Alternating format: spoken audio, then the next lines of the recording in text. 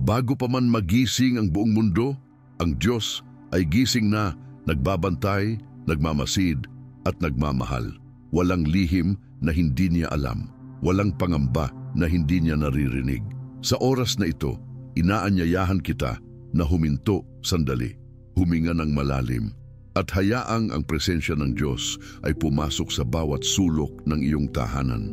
Ang panalangin natin ngayon ay hindi lamang salita. Ito ay sandatang espiritual, pananggalang laban sa hindi nakikitang panganib at liwanag sa gitna ng dilim.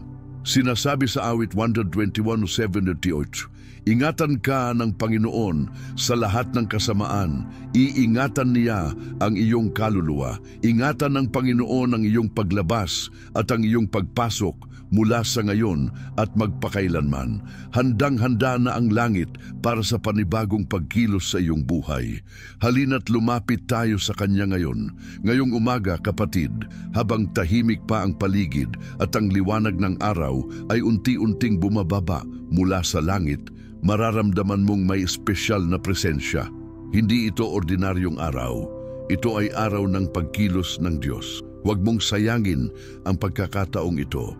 Sa bawat hininga mo ngayon, may plano ang Panginoon.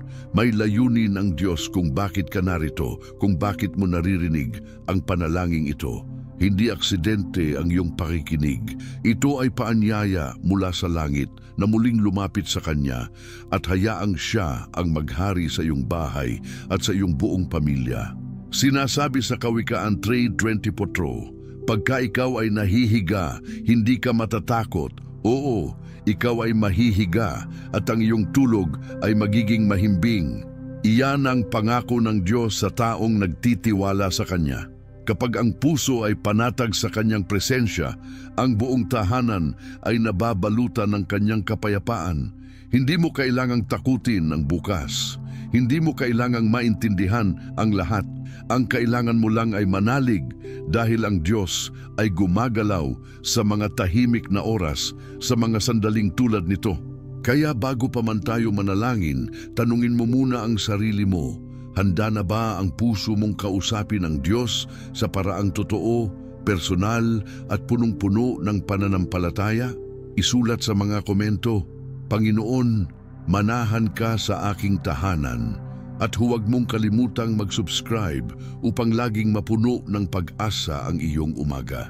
Ngayon, huminga ka ng malalim, isara ang iyong mga mata kung ligtas kang gawin iyon, at pakisariwa ang bawat salita sa iyong puso. Ako'y bukas sa Diyos at Siya ay bukas sa iyo. Panahon na para itaas ang ating mga tinig sa isang panalangin mula sa kalaliman ng ating pananampalataya. Isang panalangin ng umaga na magtatayo ng matatag na pader sa paligid ng iyong tahanan at ng iyong pamilya. Isang pahayag na ang pangako ng Diyos ay hindi lamang para sa bukas, kundi para sa ngayon mismo. Ama sa langit, salamat po sa bagong araw na ito. Salamat po sa iyong walang hanggang pagmamahal at sa katotohanan ang iyong presensya ay palaging nasa gitna namin. Kami po ngayon ay tumayo sa ilalim ng iyong pakpak.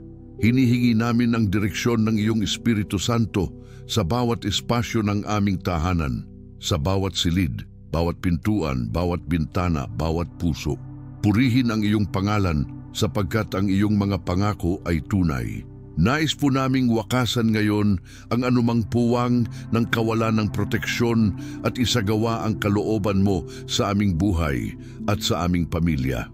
Panginoon, hinihingi namin ang iyong balangay ng kapayapaan sa aming tahanan. Naway sa pagpasok namin, sa paglabas namin, sa pag-uwi namin, at sa paglalabas ng aming mga hakbang, ikaw ang kasama. Sinasabi sa Biblia Tagalog sa awit 121:8, ingatan ng Panginoon ang iyong paglabas at ang iyong pagpasok mula sa ngayon at magpakailanman. Lubos naming tinatanggap ang iyong presensya, walang pangamba, walang alinlangan, dahil ikaw ang aming dakilang tagapangalaga. Ngayon, inilalabas namin sa iyong harapan ang aming tahanan, hindi bilang isang lugar lang, kundi bilang bukas na altar ng iyong pag-ibig at paggalang. Basurahin po niyo ang anumang espiritu ng pagkalito, ng takot, ng pagkahiwalay. which we refuse in the name of Jesus. Sa bawat sulok ng aming bahay, naririnig namin ang iyong boses. Ako'y kasama mo. At naririnig namin ang iyong paalala, ito ang araw na inilaan ko, sumaya ka't magsaya ka rin ako. Panginoon, nagdedeklara kami na ang aming tahanan ay iyong tahanan, ang aming pamilya ay iyong pamilya. Habang binabantayan namin ang pinto ng aming puso, hinihiling naming iyong ipatayo ang isang espiritual na mura at proteksyon sa paligid ng aming buhay, isang hadlang na hindi matitinag ng anumang hamon. Ipinapangako namin na kami ay magbabantay sa iyong pangako at kami ay mananatiling matatag sa iyong gabay. Hindi kami susuko, hindi kami lulukod sa harap ng agos, sapagkat ang Diyos namin ay hindi natitinag, hindi napapagod, hindi kumukupas. Panginoon, buksan mo ang aming mga mata gaya ng iyong salita sa 2 Pedro 1:19 na nagsasaad na ang salita ng pag-asa ay parang ilaw na sumisikat sa dilim hanggang sa magkaroon ng buong araw. Tulungan mo kami na makita ang iyong liwanag, na tayo ay maging refleksyon ng iyong pag-ibig sa bawat isa sa aming pamilya, na kami ay magsilbing instrumento ng pagkakaisa, ng kapayapaan, ng pag-asa sa mundong ito. Sa araw na ito, hinihiling naming ikabit sa aming tahanan ang iyong tanda, na ang iyong pangalan ay nananahan sa aming mga pintuan. Sa pagising namin bukas, sa aming pagtulog ngayong gabi, sa pagtawa at sa paghingi ng tulong, sa aming mga plano at mga pangarap, pangakong nakasulat sa banal mong kasulatan, ikaw ang aming kanlungan at kalakasan. Sa iyo namin inilalaan ang lahat. Salamat po, Ama, sapagkat ang aming panalangin ay marinig at ang aming tahanan ay iniligawan ng iyong presensya at ng iyong proteksyon. Naway palaging dumaloy sa aming tahanan ang iyong kapangyarihan na nagpapagaling, nagpapalaya, nag-aangat. Salamat sa biyayang hindi namin karapat-dapat tanggapin, ngunit buong puso naming tatanggapin. Tayo ay naglalakad ngayon hindi dahil sa ating sariling lakas, kundi dahil sa iyong espiritu. Tayo ay pinagkalooban ng bagong sigla, bagong pag-asa, bagong direksyon. Hinihiling namin na itayo mo sa amin ngayon ang matibay na haligi ng pananampalataya na hindi magigiba sa unos at pagsubok. Dahil sa iyo, nakasalalay na kami, hindi sa sarili, kundi sa iyong hindi mapapantayang pagmamahal. At ngayon, bago tayo tuluyang magpatuloy sa panibagong hakbang na gagawin natin, hayaan mong tumahimik ang puso mo, hayaan mong pakinggan ang iyong tinig. Pakinggan mo kung ano ang sinasabi niya sa iyo. Ako'y kasama mo, huwag kang matakot. Aking ipagtatanggol ang iyong pamilya, aking pag-iingat ang iyong tahanan. O kay saya ng sandaling ito, ngunit hindi pa rito nagtatapos ang tinig ng Diyos. May mas malalim pang paghimok, may mas malawak pang plano para sa iyo. Handa ka bang yakapin ito? Kung naniniwala ka sa proteksyon ng Diyos para sa iyong tahanan, isulat sa mga komento, ang tahanan ko ay sa iyo, Panginoon.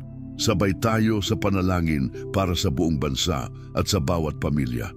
At huwag kalimutan mag-subscribe para sa karagdagang paggabay, karagdagan ng Direction Divine na tatalima sa iyong buhay at tahanan. Ngayon na ang puso mo ay bukas na sa presensya ng Diyos, nais kitang dalhin sa isang kwento na siguradong magbibigay sa iyo ng lakas at bagong pananaw. Ang kwento ni Josue, isang ordinaryong tao na tinawag para sa isang napakalaking layunin, ang gabayan ang buong bayan ng Diyos patungo sa lupang pangako. Hindi siya pinili dahil sa galing, kundi dahil sa kanyang pananampalataya. At gaya ni Josue, ikaw din ay tinatawag ng Diyos ngayon, hindi dahil perpekto ka, kundi dahil handa ang puso mong sumunod. Isipin mo ito, si Josue ay hindi pa eksperto, pero nang magsalita ang Diyos sa kanya, tumindig siya. Sabi ng Panginoon sa kanya, huwag kang matakot ni Mang Lupaypay, sapagkat ang Panginoon mong Diyos ay sumasa iyo saan ka man pumaroon. Ang salita ng Diyos mismo ang nagsabi, saan ka man pumaroon. Ibig sabihin, kahit saan mapadpad ang buhay mo, ang Diyos ay kasama mo. Kahit sa gitna ng pagsubok, kahit sa panahon ng katahimikan, kahit hindi mo nararamdaman, nariyan siya. At ito ang gusto kong ilapit sa iyo ngayon. Sa tuwing binubuksan mo ang iyong puso sa panalangin sa umaga, sa tuwing inilalapit mo ang iyong pamilya sa Diyos, ikaw ay tulad ni Josue na lumalakad sa lupang hindi mo pa nakikita, pero pinaniniwalaan mong sa dulo nito ay naroon ang biyaya, ang proteksyon, ang kaganapan ng pangako ng Diyos. Ang tahanan ni Josue ay pinili niyang ialay sa Diyos. Hindi lang para sa sarili niya kundi para sa kabuuan ng kanyang angkan. Sabi niya, "Ngunit tungkol sa akin at sa aking sambahayan, kami ay maglilingkod sa Panginoon." Isipin mo ang tibay ng pananampalataya na iyon. Hindi siya nakatingin sa takot ng paligid. Hindi siya natitinag ng mga problema ng ibang pamilya. Tumayo siya sa gitna ng kanyang sambayanan at sinabi, "Kami ay para sa Diyos." Kapatid, anong tinig ang nangingibabaw sa tahanan mo ngayon? Tinig ba ng pag-aalala? Tinig ba ng kawalan ng direksyon? O tinig ba ng pananampalataya? Ang magandang balita ay pwede kang pumili. Pwede mong sabihin ngayon sa panahong ito mismo, "Panginoon, ang aking tahanan ay iyong templo, ang aking pamilya ay iyong misyon. Ang mga anak mo, ang asawa mo, ang mga mahal mo sa buhay, hindi aksidente ang kanilang pagkakadikit sa iyo. Ikaw ay inilagay ng Diyos bilang tagapangalaga, tagapagpanalangin, tagapagbantay ng espiritual na kalagayan ng inyong tahanan. Huwag mong maliitin ang epekto ng isang panalangin puno ng pananampalataya. Isang ama namin mula sa pusong bukas, isang tahimik na bulong sa madaling araw, isang luha ng pagsuko habang hawak mo ang larawan ng anak mong may sakit. Lahat yan ay nakakarating sa trono ng Diyos. Kaya gaya ni Josue, inaanyayahan ka ngayon ng Panginoon. Tumindig ka. Huwag kang manatili sa takot. Gamitin mo ang panalangin bilang iyong espada. Gamitin mo ang salita ng Diyos bilang iyong kalasag. Simulan mong ideklara araw-araw, ang Diyos ang tagapangalaga ng aming pamilya. Ang Diyos ang hari ng aming tahanan. Gusto kong imbitahan kang isipin ang tahanan mo ngayon. Ilang beses nang pumasok ang pagod, ang tensyon, ang pagkalito, ilang gabi ka nang hindi mapakali, ilang umaga ang bumungad sa iyo na walang direksyon, pero heto ka, gising pa rin, lumalaban pa rin. At ngayon, may bagong pag-asa. Dahil sa bawat panalangin mo, sa bawat tahimik mong hiling, sa bawat pagsuko mo sa Diyos, may ginagawa siya.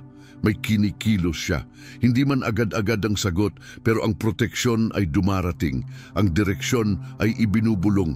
Ang kapayapaan ay unti-unting bumabalot sa inyong tahanan. Tandaan mo, hindi kailangang perfect ang lahat para kumilos ang Diyos. Hindi kailangang okay ka para maging karapat-dapat. Ang kailangan lang ay bukas na puso. Katulad ni Josue, tumayo siya sa gitna ng takot, sa gitna ng hindi tiyak, at doon ipinakita ng Diyos ang kanyang kapangyarihan. Gusto mo bang mangyari din yan sa iyo? Sa bahay mo? Sa pamilya mo? Gusto mo bang pagising mo bukas, may maramdaman kang bago, liwanag, katahimikan, katiyakan? Nasa kamay mo ang susi, at ang susi ay ang panalangin. Ang panalangin ng umaga, ang pagsuko ng puso, ang pagtanggap sa direksyon ng Diyos. Ngayon marahil nararamdaman mong may gumagalaw na sa loob mo. Parang may liwanag na nagsisimulang bumukas. Huwag mo yang hayaan na mawala. Huwag mong patagalin pa. Simulan mong ideklara ngayon na, "Ako at ang aking tahanan ay para sa Panginoon." At hayaan mong ang langit na ang kumilos. Kung naniniwala ka na gaya ni Josue ay tinatawag ka ng Diyos upang itayo ang iyong pamilya sa pananampalataya, isulat sa mga komento, "Kami ay para sa Diyos." Maaari mo ring isama ang pangalan ng mga mahal mo sa buhay upang maisama natin sa panalangin. At kung gusto mong manatiling konektado sa mga panalangin tulad nito, puno ng pananampalataya, direksyon at pag-asa, huwag kalimutang mag-subscribe. Sama-sama nating palakasin ang ating mga tahanan sa pamamagitan ng salita ng Diyos, araw-araw. Ngayon kapatid, habang ang puso mo ay patuloy na lumalalim sa presensya ng Diyos, gusto kong ibahagi sa iyo ang ilan sa mga pinakamakapangyarihang prinsipyo sa panalangin, mga susi na hindi lang basta salita, kundi mga lihim ng langit para sa mga pusong uhaw sa proteksyon, direksyon at presensya ng Panginoon. Tandaan mo, ang panalangin ng isang taong tapat at may pananampalataya ay may malaking kapangyarihan. At ngayon, ang Diyos ay naghahanap ng mga tahanan na bukas, mga pamilya na handang magpatuloy sa kanyang presensya araw-araw. Isa sa pinakamalalim na sikreto ng panalangin na ito, ang pasasalamat bago pa man dumating ang sagot. Oo kapatid, ang isang pusong marunong magpasalamat sa gitna ng paghihintay ay puso na hinog na para tumanggap. Maraming beses hinihintay natin ang kasagutan bago tayo magdiwang. Pero sa kaharian ng Diyos, ang pananampalataya ay nag-uunahan. Una ang tiwala, saka ang himala. Sa Filipos 4:6 ay sinasabi, huwag kayong mabalisa tungkol sa anuman, kundi sa lahat ng bagay, sa pamamagitan ng panalangin at daing na may pagpapasalamat ay ipabatid ninyo ang inyong mga kahilingan sa Diyos. Kaya't kahit hindi mo pa nakikita ang pagbabago sa iyong asawa, kahit hindi pa gumagaling ang anak mo, kahit wala pang malinaw na sagot sa iyong pinagdadaanan ngayon, magsimula ka ng magpasalamat. Sabihin mo, salamat Panginoon dahil alam kong kumikilos ka. Ang ganitong klaseng pananampalataya ang nagpapagalaw sa langit. Isa pa sa mga mahalagang prinsipyo ng panalangin ay ang pagpapatawad. Minsan, hinihintay natin ang sagot, pero may bara pala sa daloy ng biyaya dahil may galit sa puso natin. Pakinggan mo ito. Ang isang pusong punong-puno ng sama ng loob ay parang tahanang sarado ang bintana, hindi makapasok ang liwanag.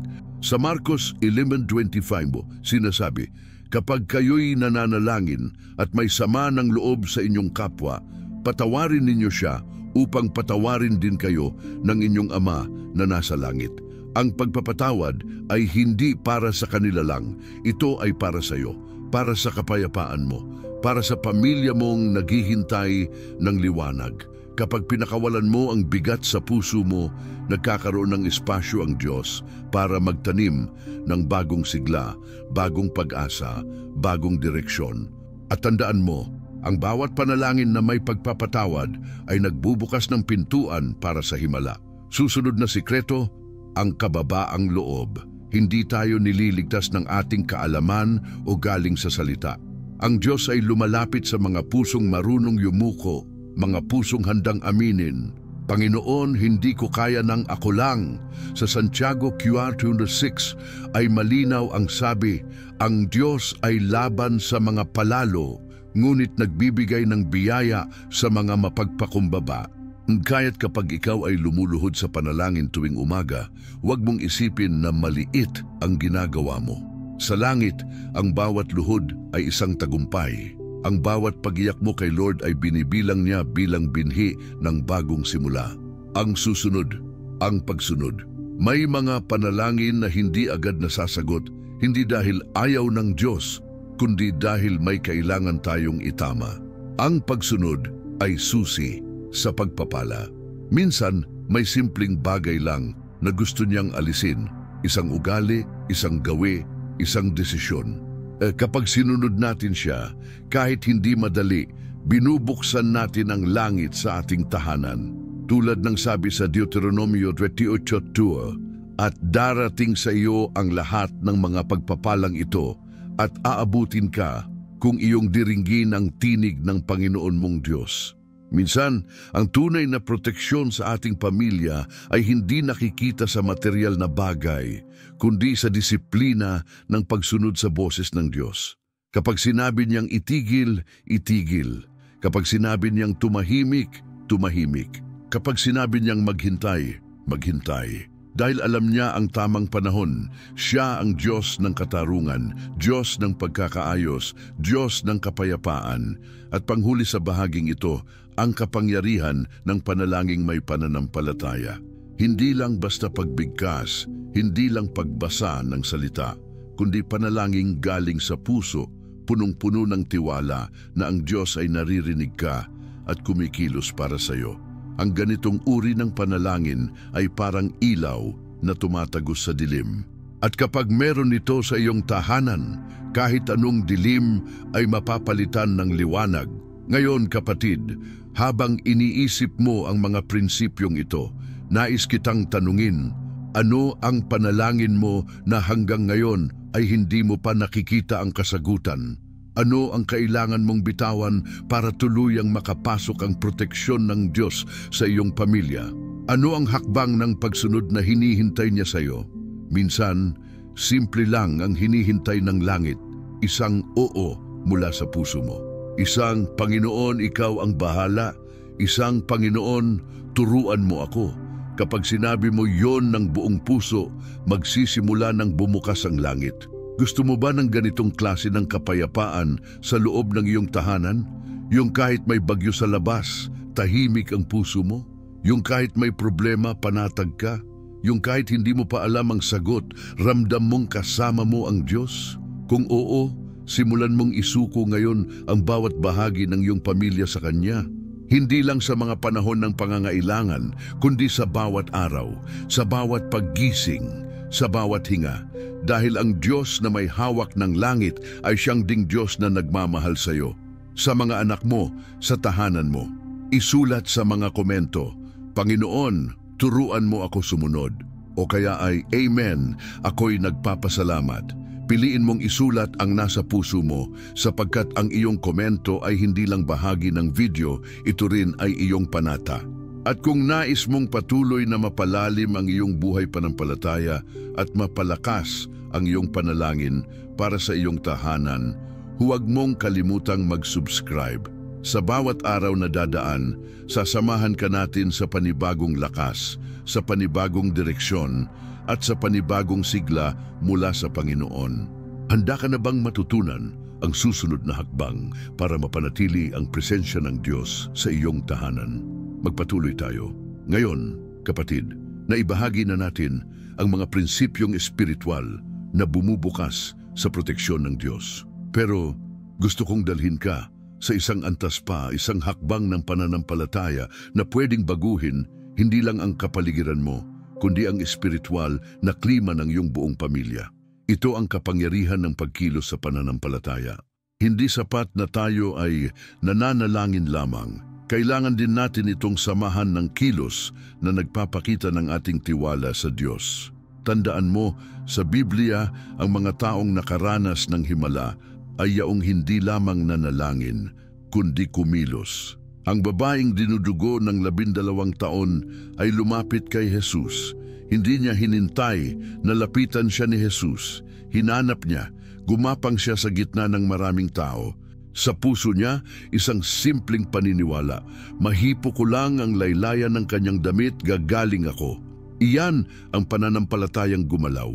Ganyan din ang hinihintay ng Panginoon sa atin. Hindi lang, Panginoon, iligtas mo ang pamilya ko, kundi, Panginoon, gagawin ko ang bahagi ko bilang ama, ina, anak, ituturo ko ang iyong salita, ilalagay ko ang panalangin sa gitna ng tahanan, at ako mismo ay mamumuhay bilang huwaran ng pananampalataya. Ang panalangin ay kapangyarihan, oo, pero ang pananampalatayang sinasamahan ng gawa ay kapangyarihang buhay. Ang sabi sa Santiago 2:26, kung paanong ang katawan na walang espiritu ay patay, gayon din naman ang pananampalataya na walang gawa ay patay. Kaya kapag nanalangin ka para sa kapayapaan, magsalita ka ng kapayapaan. Kung nanalangin ka para sa pagkakaisa, magpakita ka ng pag-unawa. Kung humihiling ka ng bagong simula, magsimula ka ring magbago sa maliit na paraan sa loob mismo ng bahay. Isa pa sa mga aksyon ng pananampalataya ay ang pagpili na patuloy na magpuri sa kabila ng lahat. Oo kapatid, ang pagpuri ay isang aksyon. Hindi mo kailangang hintayin ang magandang balita para umawit. Ang tunay na sumasamba ay yaong marunong umawit habang may luha pa sa mata. Gaya ni Job na nawalan ng lahat. Pero ang unang ginawa niya ay sumamba at nagsabi, ang Panginoon ang nagbigay, ang Panginoon ang kumuha, purihin ang pangalan ng Panginoon. Kapag natutunan mong purihin siya kahit masakit, kahit mahirap, kahit magulo, nagugulat ang langit at nanginginig ang impyerno. Bakit? Dahil ipinapakita mong hindi ka nakatali sa sitwasyon mo, kundi nakatali ka sa salita ng Diyos. Kaya kahit may problema sa bahay, kahit may kaguluhan sa pamilya, ikaw ay pwedeng tumayo sa gitna ng sala at sabihing, purihin ka Panginoon kahit hindi ko pa alam ang solusyon. Yan ang pananampalatayang gumagawa ng milagro. Gusto ko ring ibahagi sa iyo ang kapangyarihan ng pagpapahayag. O kapatid, ang bibig mo ay hindi lang kasangkapan ng komunikasyon, kundi instrumento ng deklarasyon. Araw-araw, kung ano ang binibigkas mo ay may dalang kapangyarihan. Sa Kawikaan 14:21, sinasabi, ang buhay at kamatayan ay nasa kapangyarihan ng dila. Kaya kapag araw-araw mong sinasabi sa mga anak mo, pagpapala kayo ng Diyos, o sa asawa mong kasama natin ang Diyos, o sa sarili mong hindi ako nag-iisa, ginagabayan ako ng Panginoon, unti-unti nitong binabago ang atmosfera sa bahay. Hindi mo man agad makita, pero bawat salitang may pananampalataya ay butil na tinatanim sa Espiritu. At darating ang panahon na iyon ay sisibol, mamumunga, at makikita mong may bago ng sigla, kapayapaan at direksyon sa pamilya mo. Kaya huwag mong sayangin ang araw na ito. Buksan mo ang bibig mo hindi para magreklamo, kundi para magsalita ng panalangin, pangako at papuri. Isa pa, kapatid, ay ang kahalagahan ng pagpapasakop. Alam kong hindi ito madalas pag-usapan, pero sa kaharian ng Diyos, ang pagpapasakop ay hindi kahinaan. Ito ay kapangyarihan. Kapag sinabi mong, Panginoon, hindi ko na kontrolado, ikaw na ang bahala, binibigyan mo ng lisensya ang Diyos na pumasok at kumilos. Ang pagbitaw ay hindi pagsuko sa problema, kundi pagsuko sa Diyos. Kapag binitawan mo ang takot, pinalitan niya ng kapayapaan. Kapag binitawan mo ang galit, pinalitan niya ng kagaanan. Kapag binitawan mo ang kontrol, pinalitan niya ng himala. At ngayon, habang nakaupo ka, marahil may iniisip ka pa ring tanong.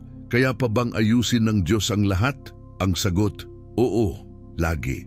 Walang sirang pamilya na hindi kayang ayusin ng Diyos. Walang magulong bahay na hindi kayang gawing tahanan ng kapayapaan. Ang kailangan lang ay isang pusong handang sabihin, Panginoon, narito ako, gamitin mo ako. Kaya tanungin mo ang sarili mo ngayon, ano ang simpleng hakbang na pwede mong simulan bukas ng umaga? Magdasal ka ba ng sama-sama bilang pamilya? Magpatawad ka ba sa hindi mo pa nakakausap? I-text mo ba ang isang kamag-anak at sabihing, gusto kong ipagdasal ka? Dahil ang maliit na kilos sa mata mo ay malaking kilos sa mata ng Diyos. Kapatid, gusto kong tandaan mo ito.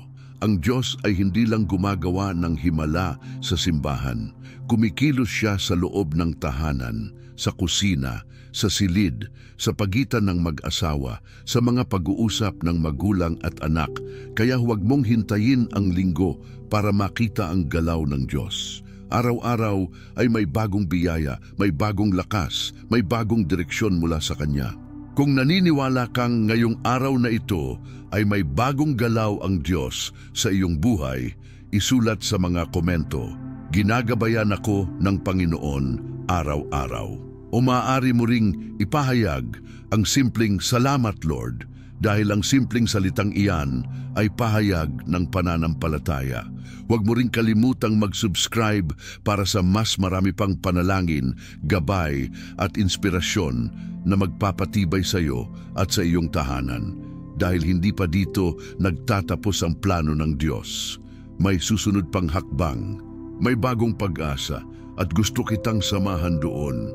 Handa ka na bang marinig ang huling salita ng pagpapala na magtatakda ng bagong simula sa buhay mo? Magpatuloy tayo. Ngayon kapatid, nasa huling bahagi na tayo ng ating paglalakbay ngayong araw, ngunit hindi ito ang katapusan. Sa totoo lang, ito ang simula ng isang bagong kabanata para sa iyo, para sa pamilya mo at para sa buong tahanan mo. Marahil ngayon, habang nakikinig ka, may mararamdaman kang kapayapaan. Isang katahimikan na hindi mo kayang ipaliwanag. Isang pakiramdam na parang yakap ng Diyos. Iyan ang presensya niya. Iyan ang kilos ng banal na espiritu na bumababa sa bawat tahanang nagbukas ng puso sa Kanya. Ang lahat ng panalangin binigkas natin, ang mga pangakong hinarap natin, at ang mga hakbang ng pananampalatayang tinanggap mo, lahat yan ay may kapangyarihan. Hindi ito basta salita lang. Ang bawat paggamin mo sa iyong kahinaan, ang bawat pagsuko mo sa harapan ng Diyos ay naging halimuyak ng pananampalataya na umaabot sa langit. At gusto kong ipaalala sa iyo ngayon na ang Diyos ay hindi nakakalimot. Narinig niya ang bawat bulong ng puso mo.